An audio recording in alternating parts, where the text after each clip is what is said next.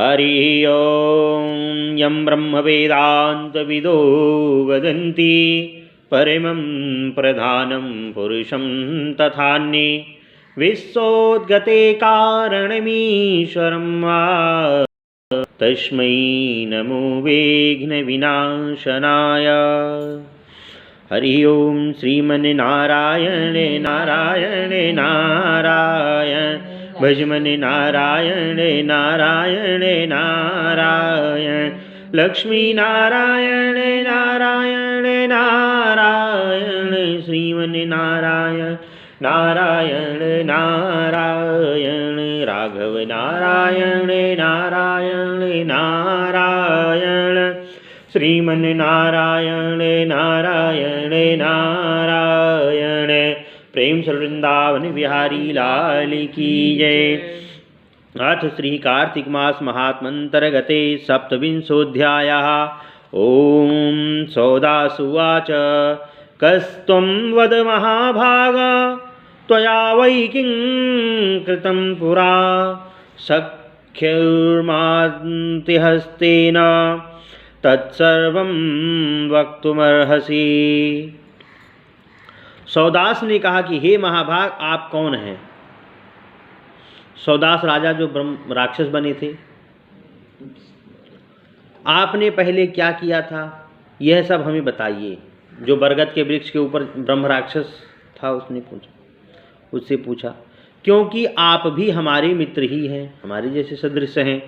जो प्राणी अपने मित्र के साथ दुराव करता है वह नराधम 7 करोड़ युगों तक नरकवास करता है। मित्र के दर्शन मात्र से ही लोगों के सब दुख दूर हो जाते हैं, इसलिए बुद्धिमानों को मित्र के साथ दुराव नहीं करना चाहिए। सौदास के यह पूछने पर वट वृक्ष पर रहने वाले ब्रह्म राक्षस ने कहा। राक्षस बोला, मैं पूर्व जन्म में मगध देश का निवासी सोमदत्त नामक वेदज्ञ तथा धर्मपरायण ब्राह्मण था। हे महाभाग, मैंने अपनी विद्या के गर्भ में गुरु को उदास किया था, उसी के कारण मुझे यह गति प्राप्त हुई है। मुझे कभी सुख नहीं मिलता और निराहार रहने के कारण भी अत्यंत दुखी रहता हूँ। फिर भी मैंने सैकड़ों हजारों ब्राह्मण खा डाले हैं। भूख प्यास से व्याकुल था, मन संताप से पीड़ित होकर मैं सब लोगों को त्रास देता हुआ नित्य मांस भक्षण करता हूँ। गुरु की आज्ञा मनुष्यों को राक्षसत्व प्रदान करती है। गुरु की अवज्ञा, गुरु को ना मानना मनुष्यों को राक्षसत्व प्रदान करती है। अतः बुद्धिमान मनुष्यों को गुरु की अवज्ञा नहीं करनी चाहिए। कलमासपाद ने कहा, गुरु कैसा होता है यह कहिए। आपने पहले किसकी भक्ति की थी वह सब भी मुझे बताइए, मुझे बड़ा कौतूहल है। सोमदत्त बोला, गुरु बहुत आदरणीय तथा पूज्य होते हैं। हे सखे, मैं तुम्हें उनके विषय में बताता हूँ। जो वेदों का अध्येता, वेदार्थ का ज्ञाता, सत शास्त्रों के वक्ता, धर्म प्रवर्तक, नीति शास्त्र के प्रवक्ता, मंत्रों के व्याख्याता, वेद वाक्यों के संदेह को मिटाने वाले, व्रतों के विषय में बताने वाले, भय से रक्षा करने वाले, अन्नदाता तथा अपने कर्मों का निवारण करने वाले हों। ससुर, मामा, बड़ा भाई, पिता, जन्म से मृत्यु तक सभी कर्मों को कराने वाला तथा राजा, ये सब गुरु कहे गए हैं। ये सभी वंदनीय तथा पूजनीय होते हैं। इनके संबंध में अन्य विचार ना करें। कलमासपाद ने कहा, आपने अनेक गुरुओं के विषय में कहा, ये सब एक जैसे होते हैं अथवा इनमें श्रेष्ठ कौन है ये भी बताइए। सोमदत्त बोला, हे महाप्राज्ञ, तुम धन्य हो। तुमने जो पूछा है वह मैं तुम्हें बताता हूँ, क्योंकि इससे मेरा भी कल्याण होगा। यद्यपि हम राक्षस भाव में होने के कारण भूख तथा प्यास से व्याकुल हैं, फिर भी गुरु महात्म की चर्चा से हमारा कल्याण ही होगा। ये सभी गुरु निसंदेह समान रूप से सदैव पूजनीय हैं, फिर भी मैं तुमसे शास्त्रों का उत्तम सार कहता हूँ, सुनो। वेदों के अध्यापक, मंत्रों के व्याख्याकार, पिता और धर्मोपदेशक ये विशिष्ट गुरु कहे गए हैं। हे राजन, इनमें भी परम गुरु के विषय में सुनो। सब शास्त्रों को जानने वाले कहते हैं कि जो देव पूजा के कर्म, देव पूजन के फल था गुरु गुप्त मंत्र को दें, वे ही परम गुरु हैं। जो गुरु धर्मशास्त्र पुराणों का उपदेश करें उन विद्वानों को भी परम गुरु समझना चाहिए। हे राजन, वेद शास्त्रों का विभाजन करने वाले धर्मात्मा वेद व्यास ने पुराणों में सब धर्मों का वर्णन किया है। जो लोग भक्त युक्त होकर पुराणों को सुनते हैं उनकी बुद्धि स्थिर तथा धर्मपरायण होती है। धर्म से पाप नष्ट होते हैं तथा पवित्र ज्ञान की उपलब्धि होती है। जो लोग धर्म अर्थ काम मोक्ष तथा इच्छित फलों की अभिलाषा रखते हैं उन्हें निस्संदेह पुराण सुनने चाहिए। मुझे यह ज्ञान गौतम मुनि द्वारा प्राप्त हुआ है।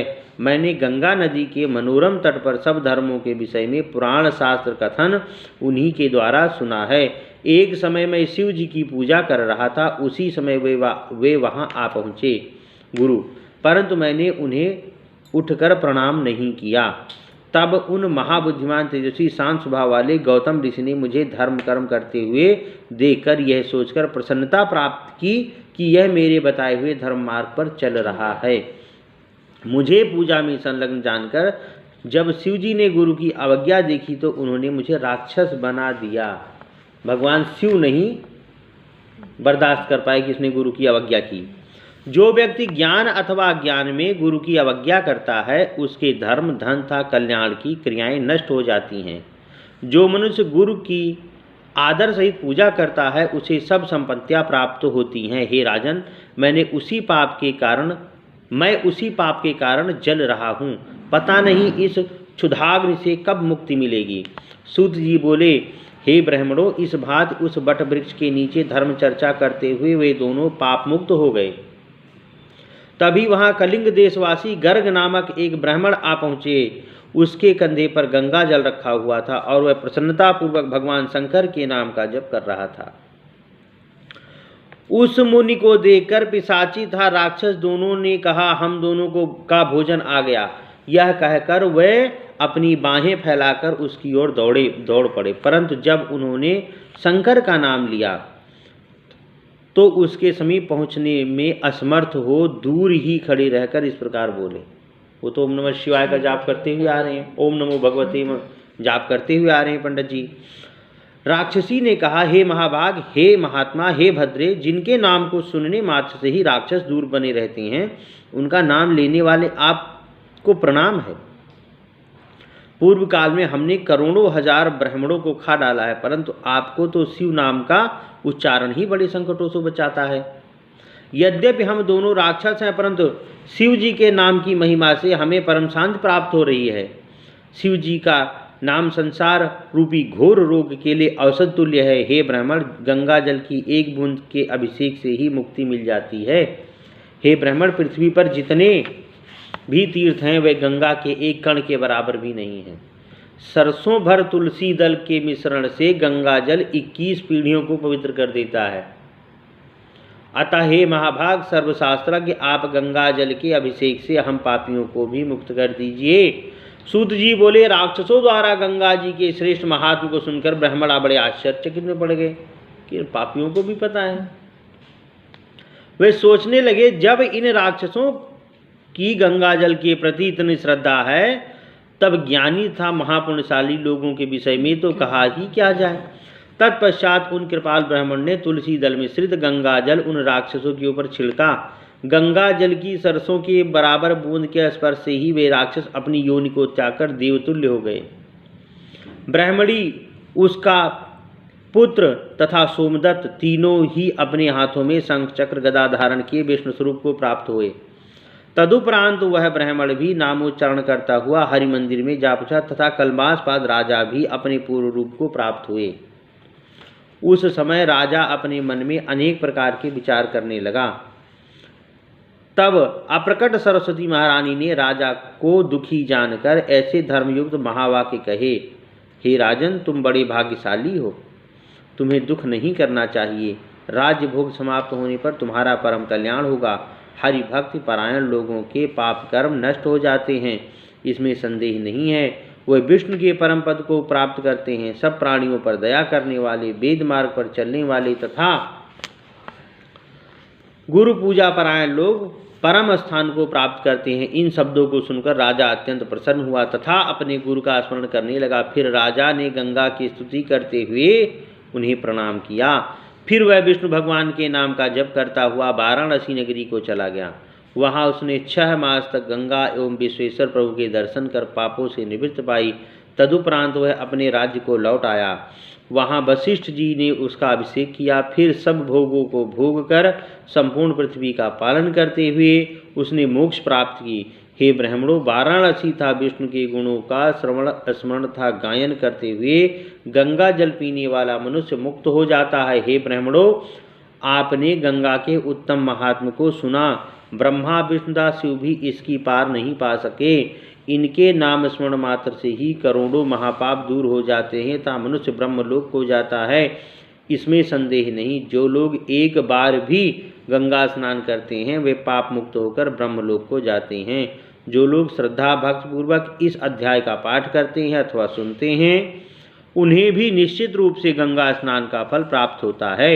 श्री पद्म पुराणे कार्तिक मास महात्म अंतर्गते मित्रता उपाख्यान तथा गंगा महात्म नामक 27वां अध्याय।